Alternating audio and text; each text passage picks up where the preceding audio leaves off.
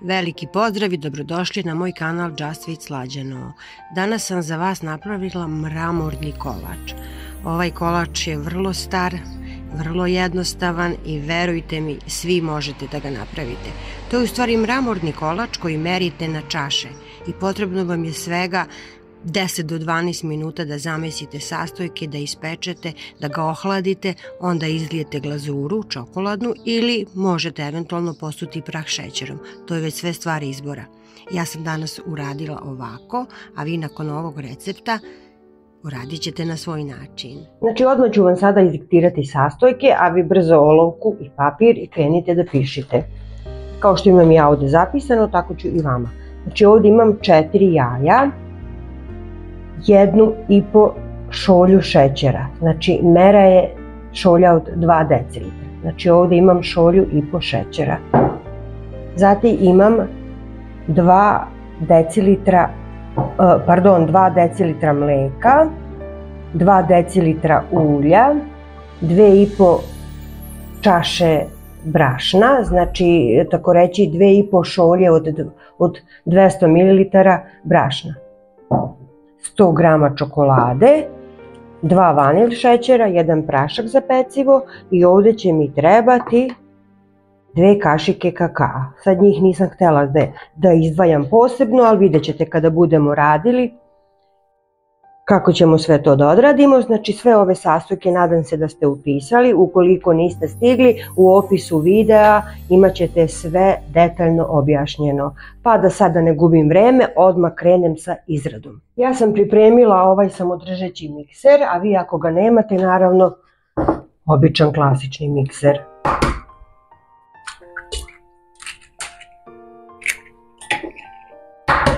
Stavit ću sva 4 jaja. Ova jaja su malo veća, ne bi bilo loše da imate malo veća jaja. Ako su vam baš jako mala, onda stavite 5 komada. Ali mere ostaju iste, znači to ne menja priču. U ovih 4 jaja dodajemo onaj šećer što smo pričali i dodajemo 2 vanil šećera, čisto da malo obogatimo aromu. Ili ako imate onu esenciju od vanile, ili možda još i najbolje onaj vanil štapić, a s obzirom da je to skupo za naše domaćice, koristimo ga samo za neke praznike i neke svečane prigode, poslužit će dobro i ovaj običan vanil šećer. Spustite svoj mikser dole i krenete da radite.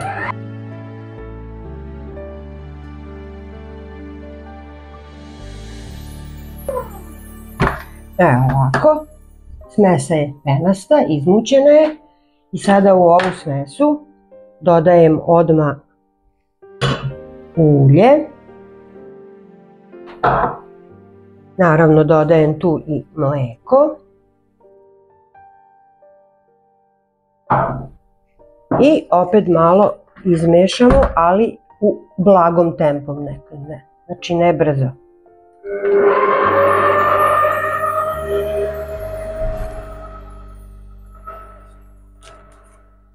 Dok se smesa meša i sjedinjuje, ja ću brašno sjediniti sa praškom za pecivo i blago ga promešati. Te ću naravno postepeno dodavati ovoj smesi. Evo, pogledajte ovako.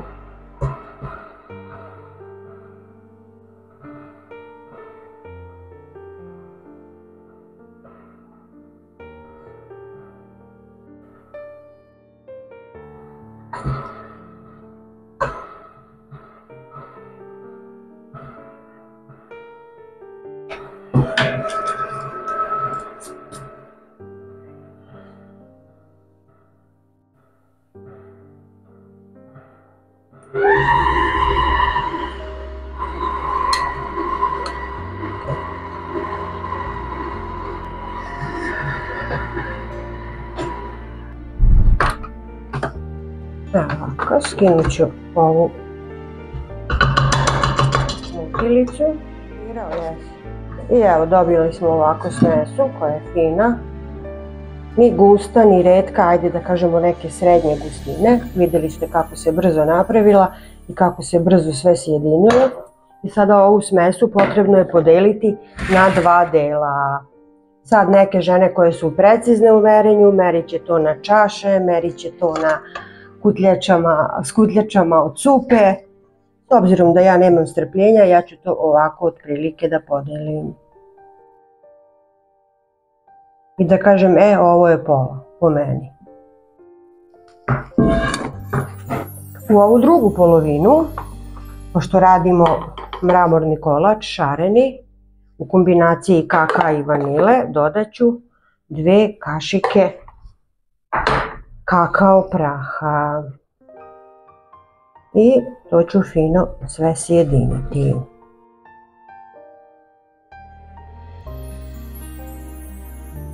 Ovako to izgleda. I sada ćemo krenuti da ređamo. Ovaj pleh dimenzije 17x33 ja imam, koji je moj inače. Ja sam ga pouljila, stavila sam brašno i sada ću neizmenično ređati brown pa belu, belu pa brown i tako kako bismo dobili onaj fini zebra efekat prepoznatljivi inače za ovaj kolač. Evo, krenut ću prvo sa belim. Znači ne mora to da bude ništa precizno, ne morate da... To će se svakako tokom pečenja sve sjediniti i izgledat će fantastično.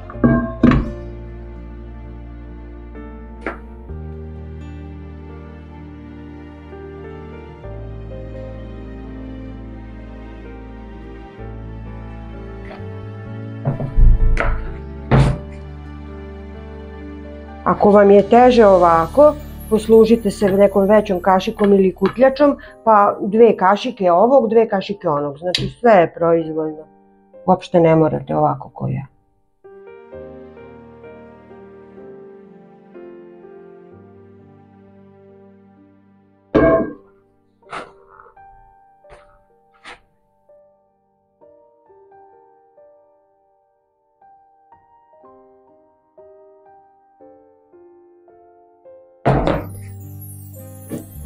I sad mi je preostao ovaj posljednji deo. Što se tiče bele smese, nju ću svu staviti. Inače ja sam već rernu uključila. Pre jedno 15 minuta. I peći ću ovaj kolač 20 do 25 minuta, naravno pratit ću. Ili opet kažem, sve zavisi kakva je vaša rerna, vi najbolje poznajete. Pogledajte kako se ovo fino sve sjedinjuje.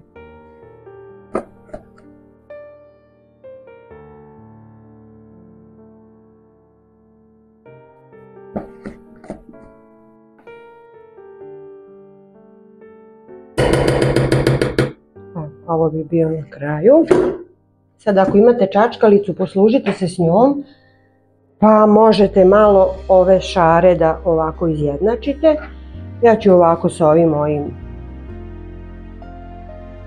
patulicom čisto samo da prođem i namestim kao neki kobajagi zebrice. Ali opet kažem, to će se prilikom pečenja sve sjediniti i nema potrebe da se oko ovog nervirate.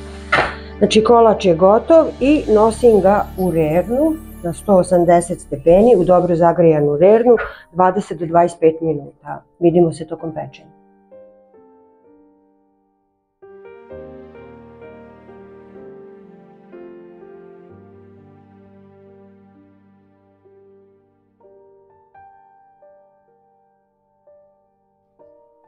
Izvadila sam iz rerne.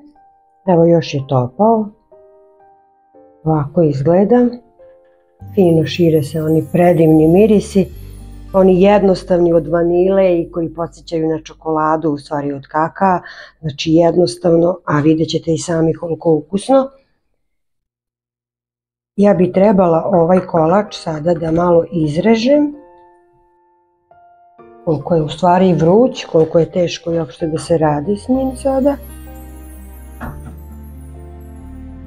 E sad, ukoliko ne želite da izlivate glazuru, onda samo čim se malo prohladi,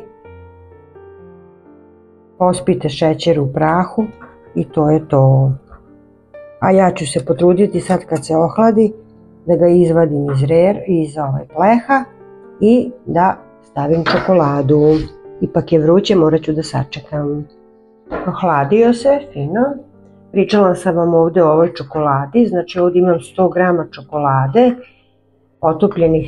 potopljenu na pari sa 2 kašike ulja. Malo sam je prohladila i sada ću je onako fino izliti na ovaj kolač. Napomenula sam, jel tako, da ga možete i posuti samo prah šećerom, ne morate uopšte ovako glazirati, to je stvar izbora.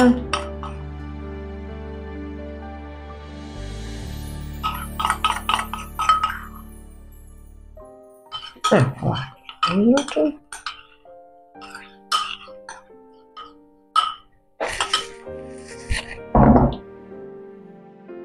I pomoću špatulice blago poravnajte.